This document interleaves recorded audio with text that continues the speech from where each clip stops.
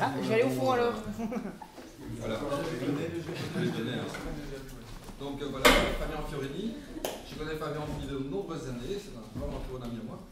Et donc, comme je le disais dans les mails, je vous ai envoyé un CV, etc. Compositeur, improvisateur, et fantastique. Vraiment un grand improvisateur, grand compositeur. Et donc, il est dans la maison, donc j'insistais pour qu'il soit là et qu'il puisse vraiment vous faire part de son parcours et en même temps de sa musique. Et il a apporté une musique pour nous. C'est vraiment fantastique, vraiment, je vous assure. Est-ce que je peux donner une petite anecdote sur toi, ça je veux. Voilà, Fabien, comment je l'ai connu, je donne toujours les petites anecdotes. Mais j'avais à Bruxelles, dans les années 90, j'avais un appartement trop grand. Et comme on était pas riches, nous étudiants, on louait une petite pièce, etc. Et une pièce qui était Fabrizio Cassol, qui vous avez vu, m'avait dit, j'ai rencontré un musicien qui cherche une pièce à Bruxelles. Très bien, j'ai rencontré Fabien a loué la pièce. Le lendemain, Fabien travaille son piano et j'entends travailler le piano comme je n'ai jamais entendu et je n'entendais plus jamais travailler le piano de cette façon-là, c'était extraordinaire. Il travaillait vraiment la texture du piano dans le grave, il travaillait pendant 2 heures le grave du piano avec des polyrythmies, mais de façon incroyable. Le temps de midi arrivé, je vois Fabien qui sort, on prend un petit thé, etc. Et l'après-midi, c'était l'aigu. Donc c'était vraiment les textures, les matières. C'était vraiment phénoménal. À un moment, je me souviens, Fabien est parti, il y a un ami à lui qui a pris sa pièce pendant une semaine. J'ai réentendu du piano, comme tout le monde travaille, quoi. Do, ré, mi, non, do, mi, non, do, ré, mi, non, tu sais où on répète tout le temps. Puis Fabien est tombé sur les préludes et fugues. Au lieu de travailler un prélude et fugue, le premier, il a travaillé tous les préludes. C'est-à-dire qu'il faisait le premier, mais il passait au deuxième, au troisième, au quatrième. Et ça devenait comme une espèce de moulin, vous savez, où on fait tourner. Il a fait tous les 2 cahiers comme ça, une fois qu'il est arrivé au dernier cahier, il est revenu au début, il a retravaillé. En une nuit? Oui, c'était quand même. Des 24. Et puis il a pris Beethoven de la même façon, voilà, avant. Et Fabien est un ancien percussionniste, batteur.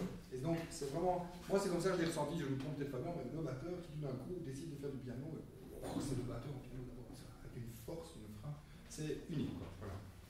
Bon, ben voilà, l'introduction est faite. Voilà. Donc, bon, Baudouin m'a demandé, je vais structurer le. C'est 1 heure, j'ai 1 heure, c'est ça? 1 heure, oui. Donc, il y a quand même une pièce à écouter qui dure 20 minutes. Mais donc, en fait, nous on est là jusqu'à 15h, tu vas jusqu'où tu veux, jusqu'à 15h. Ah, si c'est jusqu'à 15h, c'est jusqu'à 15h. Ok, c'est parce que j'ai aussi l'autre cours à donner de l'autre côté. Ok, voilà. Donc, je vais résumer, je vais faire bref, hein, je vais faire une petite partie où je vais expliquer un peu mon parcours. C'est vrai que ça n'a pas toujours le temps, dans d'autres cours, on travaille tout de suite sur le. Donc en effet, comme Baudouin le disait très justement, moi je ne suis pas un musicien traditionnel dans le sens où je n'ai pas commencé la musique quand j'étais petit, hein, c'est-à-dire à 5-6 ans, parce que mes parents m'ont envoyé à l'académie. Moi quand j'étais petit, j'écoutais de la musique, j'étais très sensible à la musique, mais je ne voulais pas en faire. Je passais ma vie dehors à jouer au football, faire des choses de gamin, quoi. Mais il y a quand même une anecdote. Quand j'avais 3 ans, j'avais vu dans le truc du Carrefour, à l'époque, ça s'appelait GB, une batterie, vous voyez, une batterie en jouet. Et j'ai dit à ma mère, ça, je voudrais avoir ça, je voudrais avoir ça pour la Saint-Nicolas, parce que j'aimais bien la batterie, enfin, le rythme, quoi, ça m'intéressait. Elle m'a dit, oui, mais vu mon tempérament, qui était quand même assez casse-cou, je pétais tout ce que je trouvais, elle m'a dit, ça, non, mais quand tu seras plus grand, je t'achèterai une vraie batterie, en pensant qu'elle me dégagerait comme ça de Mais moi, je m'en suis rappelé, et donc on a déménagé, donc moi j'habitais Bruxelles, Krainem, un peu à l'extérieur. Puis on a déménagé à Nivelles, une petite ville où il ne se passe pas grand-chose, et toujours pas aujourd'hui. Mais j'avais un voisin très sympa qui faisait la batterie classique. Et donc j'allais chez lui, et puis il avait une vraie batterie, donc j'ai été voir ma mère, j'ai dit, tu te rappelles ce que tu m'avais dit? Elle ne se rappelait pas, mais je lui ai rappelé. Et donc elle était obligée de tenir parole, donc elle m'a acheté une batterie. Donc moi j'ai commencé par 1 an de percussion classique. Et c'est vrai que je détestais ça, j'étais doué, mais je trouvais ça assez chiant, quoi. C'est-à-dire, on voit les rythmes, je ne sais pas si vous connaissez Dante Agostini, la méthode ta, tagadagada, tagadaga, tch. Ah, tu devais adorer ça, par exemple. C'était horrible. Mais bon, là, et en plus, la professeure était un peu chiante, bref. Et cet été-là, je suis tombé, grâce à une des sœurs de ma mère qui connaissait les stages de l'Académie d'été, je suis tombé à l'Académie d'été, j'ai rencontré un percussionniste qui s'appelle Chris Joris. Ça, c'était la première grosse rencontre déterminante dans ma vie future de musicien. C'est-à-dire que j'arrive là-bas avec ma batterie, évidemment, comme un élève, quoi. Je me dis, bah, on va faire de la percussion, donc de la batterie, donc je viens avec tout mon père, ma mère, avec tous mes trucs. Et puis, je vois qu'il n'y a personne dans la batterie. Hein, déjà un problème. Ils ont tous des espèces de tambours et ils frappent avec les mains. Bon, ok, je ne connaissais pas. Et donc je suis tombé en fait dans un stage de percussion africaine. J'ai compris le premier jour, je ne savais pas du tout. Et en fait, au contraire, ça m'a complètement ouvert, parce que justement par rapport à l'improvisation, comment ça se passait le cours pendant une semaine, donc c'est-à-dire on était une ensemble, on était à peu près le double de cette classe, donc on était 30, 40. Et le prof Chris Joris, qui avait été étudié là-bas en Afrique, nous chantait des rythmes. Donc ça veut dire que ce n'était pas du tout l'enseignement, il n'y a pas de partition, c'est un enseignement oral. Donc il nous chantait par exemple un break avec des onomatopées qui représentent... Bon, la percussion c'est quand même assez simple, tu as un son sur le bord de la peau, un son qu'on dit le clac, qui est plus aigu, et un son au milieu, bon, tu peux jouer un peu avec tes doigts dessus. Donc en gros tu as 4-5 sons de base. Donc avec ça par exemple, il nous chante un break, il faut retenir, c'est... Truguduguda, truguduguda, truguda, trududududududa, truguduguda, truguduguda, truguda, trududududududa, truta, truta, truta, truta, truta, tudu. Et alors là, on doit faire un rythme, machin. Alors tout le monde apprend, alors il écrit au tableau, il n'écrit pas des rythmes, il ne sait pas solfier. C'est juste, il écrit, en plus c'est un flamand, il ne sait pas bien parler français, il dit truguduguda, truguduguda, truguda. Et donc c'est tout d'oreille, et j'ai adoré ce stage. Et donc après ça, j'ai arrêté la batterie classique. J'ai pris des cours chez lui en privé, donc, parce que ce qui était intéressant, c'est qu'on pouvait improviser. Donc après, par exemple, sur un rythme que la classe faisait, on avait la chance, chacun à notre tour, donc on faisait vraiment le tour comme ça, à toi, et chacun avait un petit solo, parfois comme on fait la classe d'impro, mais sauf que c'était toujours sur un rythme de base. Et donc ça m'a, premier rapport avec le rythme, j'ai adoré. Puis par ailleurs, je rencontre un ami de ma mère qui est Guy Cabet, un vibraphoniste, un vieux vibraphoniste de la vieille, là, de Polleur, qui avait eu un petit succès, enfin qui faisait surtout du jazz. Et puis je vais le voir. Il est adorable, hein. Oui, il est génial, il est super. Mais maintenant, les jeunes qui connaissent Guy Cabet, plus personne ne le connaît trop. C'est un grand vibraphoniste de jazz belge, quoi. Ouais. Un grand vibraphoniste de jazz belge, pas vraiment. 1m50. Mais non, mais il est de petite taille, très petite taille. Il a une formation de musicologue. Hein. Et en fait, lui m'a tout de suite dit, ok, la percussion c'est bien, mais tu dois faire du solfège. J'avais quand même 15 ans déjà, donc tu vois, par rapport à plein d'autres parcours, j'étais hyper à la bourre, enfin j'étais pas du tout occupé déjà à faire des choses classiques. Puis donc à partir de ce moment-là, donc il m'a dit tu dois faire du piano, et donc pour faire du piano il faut faire du solfège. Donc je suis rentré à l'académie de Nivelles, parce que j'habitais Nivelles, et là j'ai rencontré heureusement Jean-Marie Rennes, qui est votre prof, il y en a qui l'aiment pas, mais moi je l'ai beaucoup aimé comme prof d'harmonie à l'académie, c'était terrible.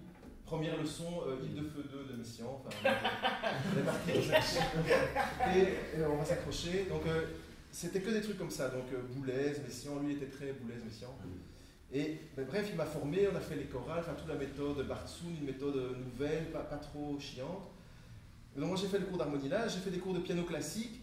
Puis évidemment, comme moi j'écoutais beaucoup de jazz depuis des années, parce que j'avais arrêté la batterie classique, mais je faisais plutôt batterie de jazz, au piano je me suis mis, bon je faisais le classique, mais bon je me rendais bien compte que commencer à 15 ans, tu ne vas pas commencer à rêver, tu vois, trop, mais bon, alors j'ai appris, j'ai fait des stages de musique, alors ça a commencé, stage d'académie d'été en jazz, etc., piano. Mais il se fait quand même que 3 ans plus tard, je faisais quand même des concerts, donc je me suis retrouvé sur scène, et je suis rentré au conservatoire de jazz de Bruxelles. Donc en 3 ans, j'ai fait les 7 ans et demi de solfège, les 7 ans de solfège en 3 ans et demi, parce que comme je commençais plus tard, j'avais envie d'apprendre. Donc j'ai appris tout, j'ai appris la théorie, j'ai appris tout ça. Donc je me suis retrouvé au conservatoire. Tu avais quel âge au conservatoire 18 ans. 18 ans. J'ai fini mes secondaires, puis je suis arrivé au conservatoire. Puis là j'ai fait 4 ans, c'était la vieille méthode, donc c'est-à-dire que c'était les cours, je ne sais pas qui a connu cette méthode, la personne d'entre vous je crois. Donc c'est-à-dire que c'était pas en 5 ans obligatoire, tu vois, tac tac tac tac. C'était par exemple, si tu veux, c'était avec le système des premiers prix. Donc si tu veux un premier prix par exemple de piano, tu dois avoir un premier prix de solfège, un premier prix d'harmonie, un premier prix d'histoire. Vous voyez ce que je veux dire? Pour chaque diplôme, inférieur d'analyse. Voilà, par exemple violon, alors c'était complètement débile, violon, pour un premier prix de violon, tu dois pas avoir un premier prix d'harmonie, mais un second prix d'harmonie, enfin genre de truc. Et donc c'était avec des menus, donc c'était un enseignement en constellation, mais en même temps les gens pouvaient rester plus longtemps. Enfin, parfois il y avait des gens qui restaient 8 ans, 10 ans au conservatoire, mais donc ils faisaient une année, ils s'occupaient de ça. Puis c'était génial. C'était beaucoup plus libre qu'à l'époque actuelle, on avait plus de temps pour pratiquer. Et puis aussi parfois on glandait 1 an, et bon, sans trop, c'était un peu, je me rappelle, la 4e année j'ai fait que un cours d'harmonie pendant 1 an, parce que j'avais arrêté tous les autres cours, enfin bref. Donc à ce moment-là, c'est à ce moment-là que j'ai rencontré monsieur ici présent. Et moi, j'ai jamais été très. En fait, finalement, comme j'ai fait très peu d'écoles, très peu d'académies, je me suis retrouvé dans un problème. C'est que bon, j'ai fait la première année mon prix de solfège, voilà, super et tout, machin, prix d'histoire évidemment, analyse évidemment, mais tous les cours d'instruments, je me sentais un peu mal à l'aise, je dois dire, d'être là et de jouer devant un type et qui dit ouais, c'est bien, fais-moi ça pour la semaine prochaine. Moi, j'ai jamais travaillé comme ça parce que moi, comme j'ai voulu faire la musique, je faisais tout un peu comme un autodidacte, donc c'est-à-dire je travaillais. Comme dit Baudouin, mais si je prenais les symphonies, les sonates de Beethoven, je voulais toutes les lire. Je ne sais pas parce qu'on me disait joue la 23e, et alors je faisais ça parce qu'on me demandait, puis je faisais mon devoir. J'avais envie de tout connaître, de tout découvrir, donc ça m'intéressait. Donc j'ai passé un an au conservatoire de jazz que j'ai arrêté parce que je trouvais ça idiot d'apprendre du jazz dans un conservatoire. Et donc j'ai plutôt passé mes études à apprendre. Bon, j'ai pris cours de composition, puis je suis venu ici à Liège pour le piano classique. Musique de chambre, etc.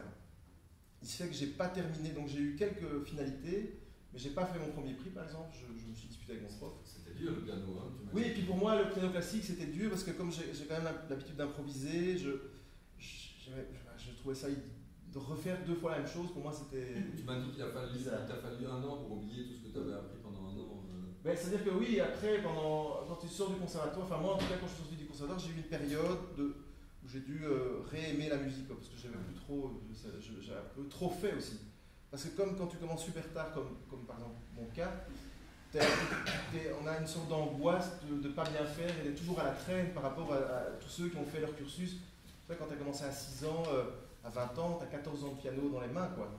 Quand tu as commencé à 15 ans, à 20 ans, tu as 3 ans de piano, et ça tu ne le remplaces pas par même de la compréhension, même il faut l'expérimenter. Donc il y a un temps, maintenant que j'ai 40 ans, donc là j'ai fait l'expérience dont j'avais besoin et maintenant je peux aborder ce que je veux avec la technique que j'ai développée, avec plein de choses que je vais y revenir. Parce que dans mes influences, donc il y avait ça, et en fait j'ai un truc qui m'a beaucoup importé, c'est que j'ai fait un cours d'aïkido, qui est un art martial vraiment terrible, mais que j'ai fait que 4 ans. Mais ça m'a beaucoup appris parce que c'est un art où on ne s'oppose pas à la force d'un adversaire, on l'utilise.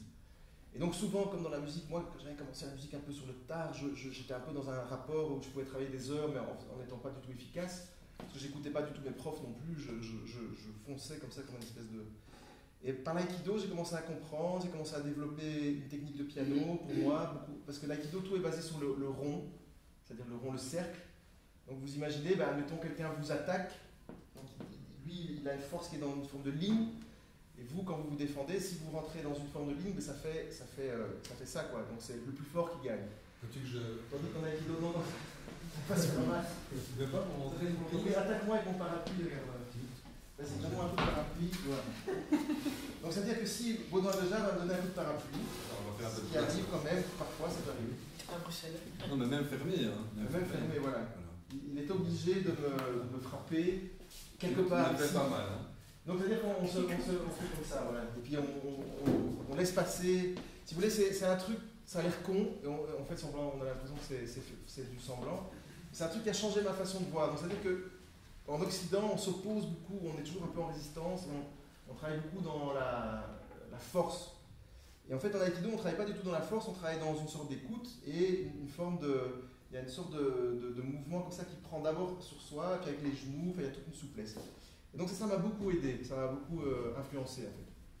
Parce que par rapport à la technique de piano, et par rapport à plein de choses qui vont venir après, j'ai gardé cet esprit de pas toujours s'opposer. Donc par exemple, en aïkido, si quelqu'un peut t'attraper, et il est plus fort que toi, donc tu ne peux pas bouger.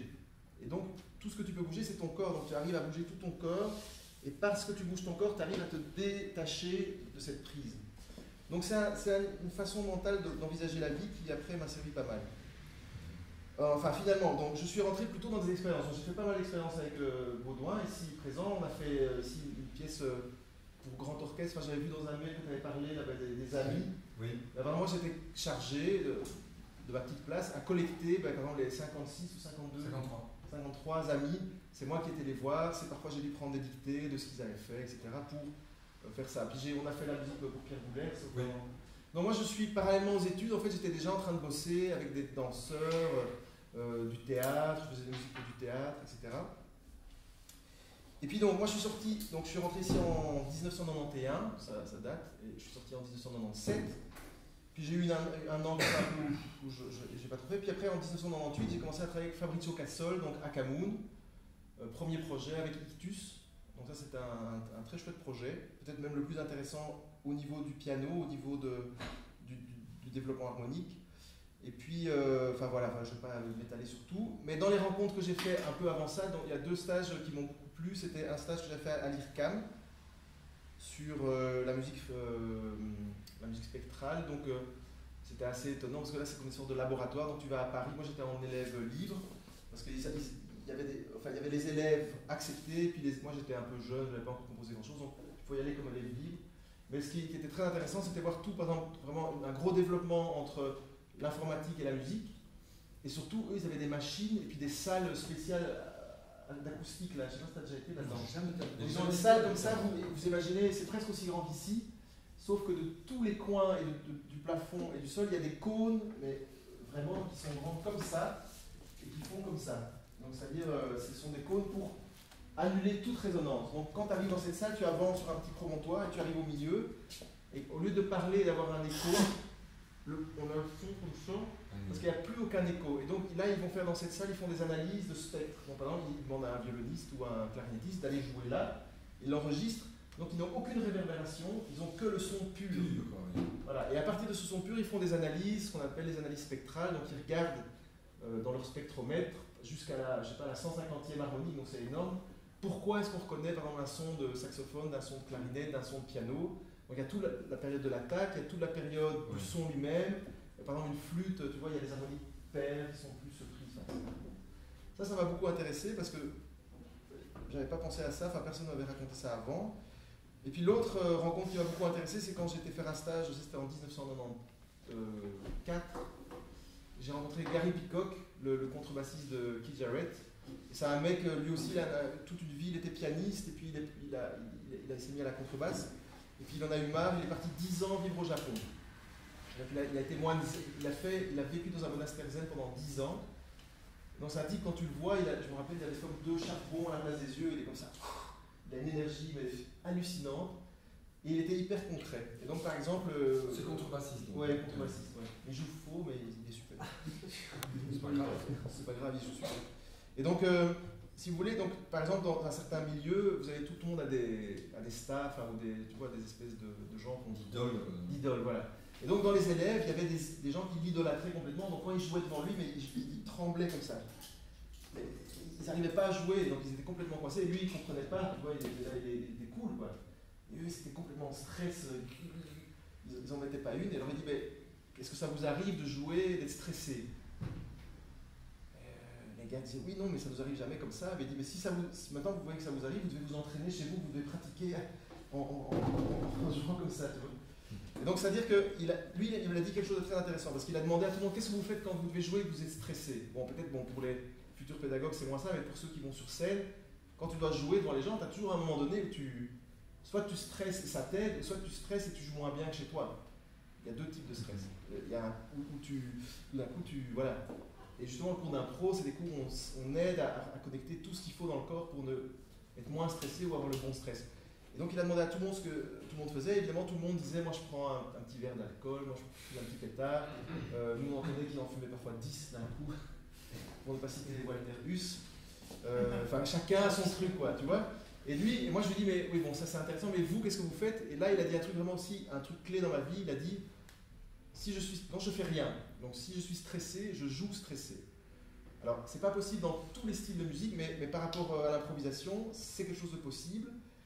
Et ça voulait dire que, en fait, si vous voulez, en général, on cherche toujours à refuser son état ou à chercher à modifier ou à essayer de paraître autrement qu'on est. Et tout ce que j'ai appris dans la vie, c'est que plus on essaie d'être soi-même et plus on essaie de ne pas être en opposition avec ça, plus on a de l'énergie, plus on est en forme. Et plus finalement on suit le chemin qu'on doit suivre, quoi. Donc du coup on ne se compare pas de toute façon on ne peut pas se comparer. Comment on peut se comparer? Chacun a un parcours complètement différent. Et ce qu'il faut, c'est arriver pour soi à trouver la bonne... comment dire? C'est pas évident, mais il faut trouver la bonne vibration et suivre cette vibration, quoi. Et donc ça, c'est ce qui m'a appris. Et voilà, donc ça, je vais en rester là pour tout ce qui est tout ce qui est enfin, une sorte de présentation. Donc vous voyez, donc moi mon parcours c'est pas du tout classique, mais en même temps je remercie, je sais pas qui, mais mon parcours m'a beaucoup servi, parce que pour moi quand même la musique, et comment je structure la musique, c'est d'abord pour moi du rythme, donc moi j'ai commencé par le rythme, et ça c'est quand même d'abord du rythme. Et puis on envisage l'harmonie et les mélodies, et puis éventuellement on exprime quelque chose. Mais comme disait Mozart, il n'y a pas de musique sans rythme. Ça c'est pas moi qui le dis, c'est Mozart, il a dit ça. Et je pense que c'est vrai, et je pense que aujourd'hui on est dans une nouvelle phase, parce que toutes les musiques contemporaines, etc., ont terminé un peu leur loi, que ce soit le sérialisme, que ce soit toutes les écoles, tous les styles sont un peu... Il n'y a plus d'école, chacun fait un peu ce qu'il veut, comme il le sent. Il y a toute l'ère des DJ qui est arrivée, donc c'est-à-dire maintenant on mélange, on est dans toutes les époques. Et donc chaque compositeur, et donc moi aussi je suis compositeur, chacun cherche là où il va et là où il se sent bien. Et le quatrième point, oui. Non, je voulais dire, il y a un quatrième point, donc dans tous les boulots que j'ai fait, j'en ai fait pas mal, mais là le dernier, enfin un des derniers, ça fait 4 ans que je fais, c'est en plus des autres évidemment, c'est que j'accompagne les films muets à la cinémathèque. Donc, accompagner les films muets à la cinémathèque, c'est un truc très marrant. Parce qu'on est au piano tout seul avec un film qu'on ne connaît pas, on lit juste avant un peu le résumé, le pitch, comme on dirait aujourd'hui. Et donc on improvise, ça va de 1 à 3 heures. Donc parfois 3 heures ça peut être vraiment éprouvant. Et on se trouve face à une histoire, donc ce sont des histoires classiques. Il y a des très bons films muets. Moi je crois qu'il n'y avait que des films comiques un peu moyen, mais en fait il y a des excellents films, il y a des chefs-d'œuvre du film muet. Mais ce que ça m'a appris, parce que je vais en venir pour vous expliquer ceci, un des trucs que j'avais pas compris quand j'étais venu étudier au conservatoire, c'est que je pensais que quand on faisait de la musique contemporaine et quand on compose, on doit toujours tout inventer. C'est-à-dire qu'on doit être devant une feuille et on ne doit pas tenir compte de 2000 ans d'histoire, on doit inventer un système un peu à la Franck Beauvais, quoi, un peu un système complètement fou, peu importe le résultat, mais un système qui est à toi, qui est personnel. Bon, et puis quand j'ai été jouer à la cinémathèque, et puis ça a commencé, et puis je me suis rendu compte que parfois, voilà, quand les gens vont s'embrasser, on ne peut pas jouer. Quand les gens vont s'embrasser, si je commence à jouer comme ça, le public va sortir aussi. Quand les gens vont s'embrasser, il faut jouer. Il faut jouer un truc plus ou moins majeur, plus ou moins détendu. Il y a quelque chose. Alors j'ai commencé à réfléchir à ça. Je me dis, mais il y a quand même dans le langage musical, il y a toute la théorie. Il y a aussi une sorte de, comment dire, inconsciemment, il y a des couleurs qui nous rappellent quand même des choses. Par exemple, Messiaen avait la proprioception, là, je ne sais plus quoi, il voyait des... Ben, il y en a plein qui ont ça. Scriabine avait ça aussi. Il y en a un autre encore, mais Messiaen, donc, quand lui jouait un accord, il voyait des couleurs. Moi, je ne vois pas ça comme ça. Mais ce que je sens, c'est que tu as une énergie dans une musique qui rappelle inconsciemment quelque chose, quoi. Vous voyez ce que je veux dire? Oui. Une fugue, c'est quand même plus cérébral qu'une passion. Ou dans le sonore aigu. Voilà, c'est ça. Et donc là, j'ai vraiment été confronté à ça, et ça a complètement changé ma façon de composer. Et donc, la première pièce que je vais vous faire écouter aujourd'hui, et c'est ça qui est intéressant pour vous, peut-être plus, ça s'appelle la sonate cantique, mais cantique pas écrit comme le cantique, mais cantique comme le truc physique. Ah oui, la science quantique, donc c'est comme ça. Donc c'est pas quantique, ça c'est le chant évidemment. Ça c'est quelque chose de chanté. Mais moi j'ai fait un jeu de mots parce que j'aime bien ça. Donc, et qu'est-ce que ça. Pourquoi la physique quantique? Pour deux choses. Parce que ce qui est très intéressant dans la physique quantique, c'est que tout ce qu'on apprend à l'école, nous, mais même toujours aujourd'hui, c'est ce qu'on appelle la physique newtonienne. Donc c'est-à-dire que c'est tout. Un peu la physique de base où tout est très simple.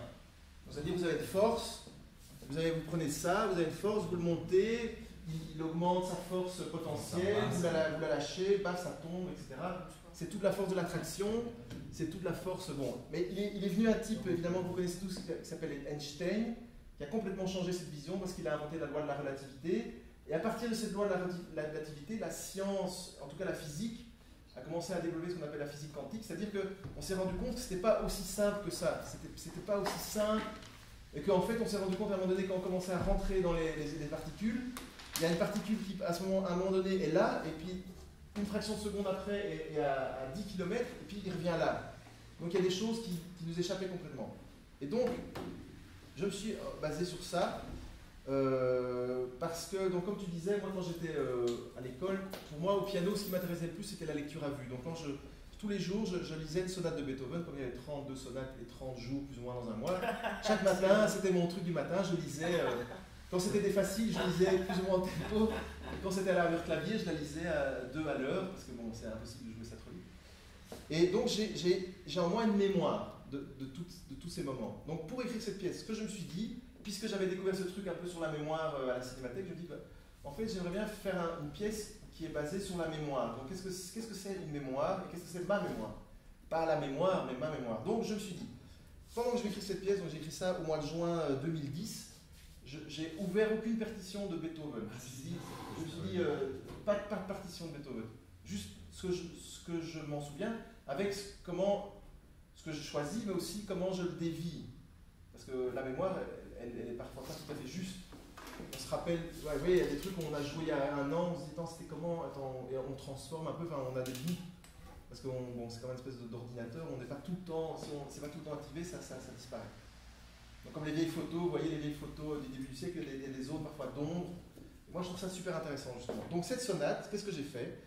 J'ai fait une sonate, comme une espèce de sonate classique, qui se base sur les 32 sonates de Beethoven, donc c'est-à-dire, et avec la science quantique, c'est-à-dire qu'à n'importe quel moment, n'importe quel bout de n'importe quelle sonate peut arriver dans la matière que moi j'écrivais. Et cette sonate, donc, elle est dédiée à Beethoven, elle est dédiée aussi à Conlon Nancarrow, si tout le monde connaît ça ou pas, qui a fait des études pour piano préparé. Ça, on peut peut-être écouter. Ah non? Ouais. Piano mécanique, pardon. Ouais. Donc, c'est-à-dire que l'idée du piano mécanique, c'est quoi? C'est qu'il a écrit des pièces sur un seul piano, sur un rouleau, qu'il a perforé lui-même, mais donc, là-dedans, il y avait des tonnes de possibilités, de contrepoints qu'on ne sait pas faire on peut pas faire au piano parce qu'il fait des trucs incroyables. Quoi. Ah oui, ben voilà, on va le voir. On peut la 21e. Ah non, c'est pas grave. Tu ne peux pas dire encore quelque chose? Je vais dire encore quelque chose. Et donc, cette pièce, alors c'est intéressant aussi parce que donc, dans la musique, évidemment, il y a le compositeur, là c'est moi. L'interprète, c'est Olivier de Spiegelard, qui est en fait surtout un spécialiste de Beethoven, mais qui n'est pas un spécialiste de la musique contemporaine, et vous verrez pourquoi. Et donc, on écrit une pièce, on la fait jouer, et puis on va entendre le résultat ensemble. Mais c'est quand même loin, donc parfois il vaut mieux le faire soi-même. Mais ce qui est intéressant, c'est que quand on écrit, parce que justement récemment j'avais une discussion intéressante avec Frédéric Jewski là-dessus, parce que je disais en fait l'écriture et l'improvisation c'est quand même très proche. Et lui il disait non, pas du tout. Dans l'écriture, ce qui est intéressant, c'est qu'on on essaie de développer une idée, on développe un point, et on essaie d'avoir une idée que les gens vont vraiment retenir. Tandis que dans l'improvisation, en fait, les gens doivent vivre un bon moment, mais ils ne doivent pas nécessairement retenir quelque chose. Ils doivent sentir qu'il y a une énergie qui circule. Bon, si jamais ils retiennent quelque chose, c'est bien. Ok. Mais c'est sur YouTube, on peut le mettre. Tout est prêt, mais quelqu'un sait comment on prend. C'est toi, hein, je m'excuse, moi je suis incapable. Pas besoin d'une DVD. Mais... Je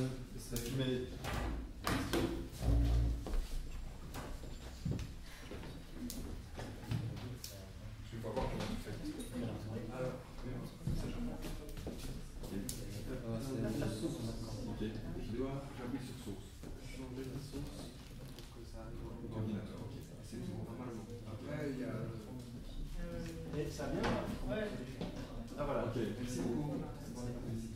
Et si je fais play, on va l'entendre? Ça, il faut allumer l'ampli. Donc, tu l'as allumé. Mais là, j'avais débranché. On va mettre sur Le CD, quand les hausses. Ah non, c'est bon.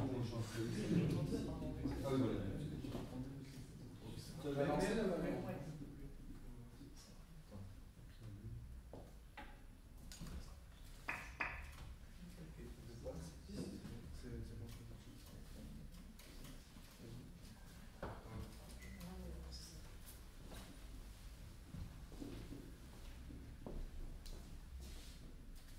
Donc voilà un exemple de piano préparé. Vous allez voir ici le rouleau, ça c'est un truc un peu cérémonial, on montre comment on met le rouleau. Vous allez voir chaque petit point qui est là correspond en fait au fait qu'on joue une note qui peut donner aussi la dynamique. Oui. Et en fait ce type je vais vous dire après, mais on va écouter la pièce. La première fois que j'ai entendu une interro, j'ai eu un choc.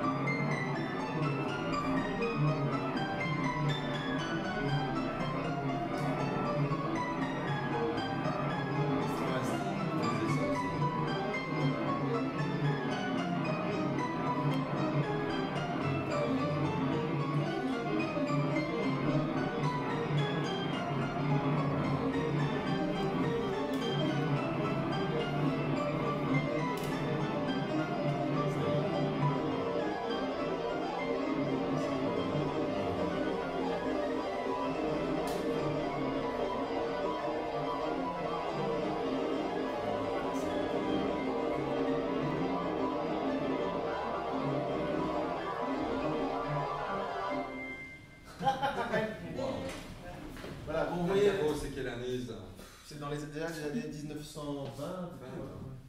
Donc il a fait des tonnes d'études. Bon, ça c'est une des plus faciles à lire. Donc vous avez vu, évidemment, il y a une voix qui accélère, une voix qui... Enfin, c'est un renversement. Au début, l'aigu va très vite et la basse va très lentement. Et en fait, ce qui est génial, et c'est grâce à son système de piano roll qu'il peut faire ça, c'est que c'est comme sur un ordinateur, quoi. C'est-à-dire qu'au départ, en fait, vous avez... Admettons que vous avez une vitesse... en haut, ça va très vite, mais ça, en fait, ça décélère tout le temps, mais de manière imperceptible. Et en bas, ça accélère tout le temps, mais de manière imperceptible. Vous voyez ce que je veux dire? Donc ça crée tout le temps des rapports différents. Donc ça, c'est des pièces en tant que pianiste. Moi, ça m'a beaucoup influencé, même quand j'improvise. J'aime bien, parce que le piano commence à sonner autrement. Il y a quelqu'un d'autre qui a fait ça au saxophone. C'est John Coltrane, ça, vous connaissez sans doute aussi. Ça, c'est un saxophoniste donc, qui a joué du jazz traditionnel, et puis vers la fin de sa vie, il a eu une période, à partir de ce qu'on appelle Interstellar Space, et des choses comme ça, où il jouait du saxophone, où on ne reconnaît plus du tout le saxophone, ça veut dire... Mais alors ça donne une autre matière, et moi j'aime bien ce genre de truc. Donc, on va arrêter de parler.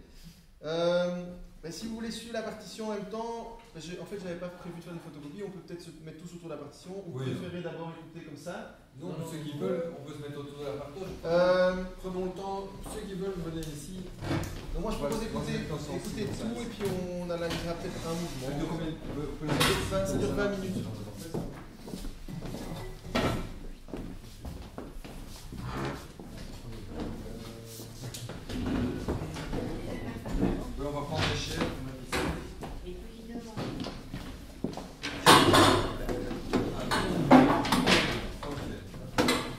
Alors, il est là.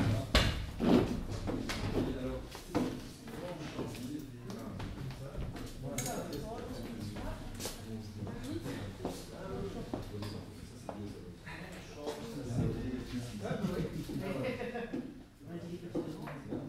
Et tout le monde a installé. Alors moi je vous dis quand même, je critique d'emblée parce que sinon vous allez être. Donc le pianiste qui a fait ça, il n'a pas du tout l'habitude de jouer ce genre de musique. Et donc comme vous voyez, c'est des rythmes que j'ai dit, c'est quand même assez précis. Et ce rythme est en fait vraiment basé sur un truc à la Nan Carroll comme ça. Et pour lui, il le fait un peu, il l'interprète un peu. Donc on n'a pas tout le temps le rendu que j'aurais voulu, mais dans le dernier mouvement, il s'en sort très bien. C'est une création au Festival Émergence, donc le pauvre aussi, il avait. Voilà, c'est un prototype. Ça, c'est un manuscrit évidemment. Moi, j'écris tout. Tu l'as pas copié sur l'ordinateur sur cette partition-là? Moi, je fais jamais sur Tu peux l'ordinateur. écouter. Ouais, pour l'écrire. Tu peux Pour écouter. l'écouter vraiment, ouais. Alain Garros. Oui.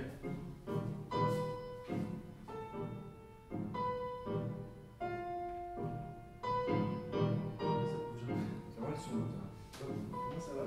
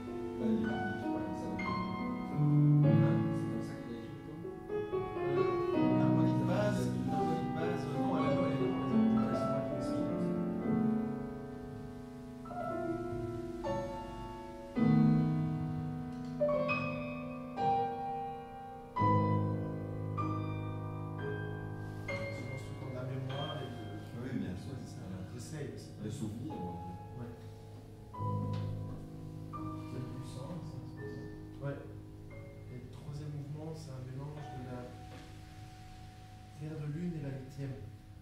En biponal. Enfin, mais ça, c'est. Vous allez voir ça, comment on va passer votre page. C'est un peu plus énergique. En même temps, c'est une sonate classique, c'est-à-dire un mouvement plutôt lent, deuxième mouvement très lent, et un mouvement rapide. Tu crées que tu le fais à la note ou Ben, parfois, ouais. Celui-là, je l'ai fait à la latte, celui-là, je l'ai fait à la latte. Ça peut être bien. Quand on dit des heures de calligraphie ou... Il y en a, mais c'est dans les enfants tout l'ordinateur. Ou des heures pour nous donner compte. Ah oui, ça.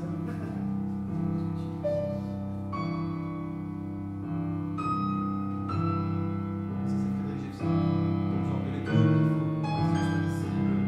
Si tu l'envoies partout dans le monde. Oui, c'est toujours les Aussi, oui, douceurs aussi.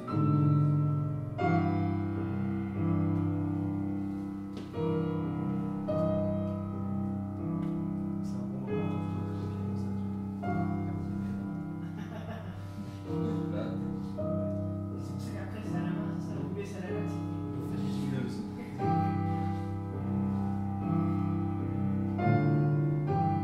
Et là, il fait pas du tout le quintolet, quoi. Donc, qu'est-ce que tu veux. Ça, c'est jeune. Ça, moi, j'ai discuté ça après. Vraiment, c'est pas de la basse est complètement régulier, et là, il fait chier. les nuances aussi, il y avait un quatre piano, il a fait mettre Non, il a fait les n'importe deux côtés. Mais c'est- Sauf le c'est dernier pas mal, mouvement, ça va. c'est pas mal. Oui, mais ça raconte quelque chose, mais c'est pas ce que j'ai écrit. C'est les enjeux qui sont déplacés dans le voilà, dans les faits d'art, ça va se mettre un truc beaucoup plus doux. Ça doit moins attirer l'attention à ma gauche. Bon, comme dans tous les trucs de création, il a eu sur un mois avant, il a dû travailler, il avait d'autres trucs. Ça, moi j'aimerais bien la monter moi-même. Ah oui. Mais bon, c'est vrai. Et Frédéric Geffsy, il a déjà entendu? Ah non, je devrais lui faire écouter. Donc ça c'est le mouvement qui est le plus réussi et qui donc mélange ce qu'on appelle pas la tempête mais la